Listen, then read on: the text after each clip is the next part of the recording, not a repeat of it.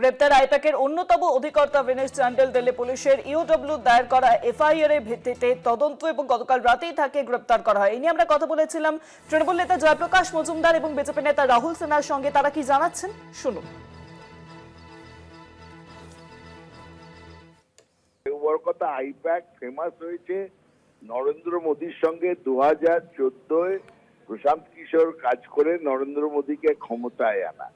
তাহলে তো বিজেপিকে বলতে হয় আইপ্যাকের যদি দুর্নীতিগ্রস্ত একটা সংস্থা হয় তাহলে মোদী কেন কাজে লাগিয়েছিল? ঠিক ইলেকশনের আগে একটা পলিটিক্যাল ন্যারেটিভ তৈরি করার জন্য বিজেপি এই কাজ করেছে। কেন্দ্রীয় সংস্থাগুলোকে সবসময় বিজেপি চালনা করছে, তাই ভোটের আগে তারা বেশি অ্যাক্টিভ হয়ে ওঠে, তারা বিজেপির নির্দেশেই কাজ করছে। এবং এটাই দুঃখজনক যে কেন্দ্রীয় সংস্থাগুলো এখন বিজেপির হাতের খেলার পুতুল হয়ে গেছে। তাই জন্য দেখবেন না কোনোটাতে তারা তদন্ত করে একটা মিনিংফুল কনক্লুশনে পৌঁছচ্ছে।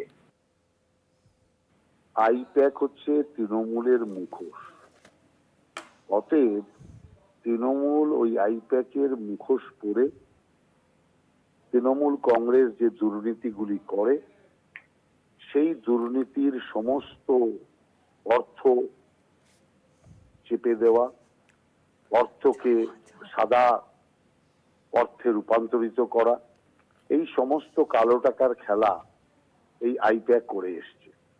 আইপ্যাকও যা, তৃণমূল কংগ্রেসও তা। আইপ্যাক হচ্ছে একটা পলিটিক্যাল কনসালটেন্ট, তারা পুরোপুরি কয়লা কাণ্ডের সাথে জড়িত। তার মানে তৃণমূলের দুর্নীতির সমর্থক হচ্ছে আইপ্যাক। তৃণমূল আর আইপ্যাক আলাদা কিছু নয়। আইপ্যাক হচ্ছে তৃণমূলের একটা মুখোশ, আর সেই মুখোশের আড়ালে তৃণমূল সমস্ত ডাকাতি চুরি করত, আর এখন সেগুলো আস্তে আস্তে সামনে এসছে। আরো অনেক দুর্নীতির তথ্য আইপ্যাকের মাধ্যমে তৃণমূল যে করছে সেটাও সামনে আসছে।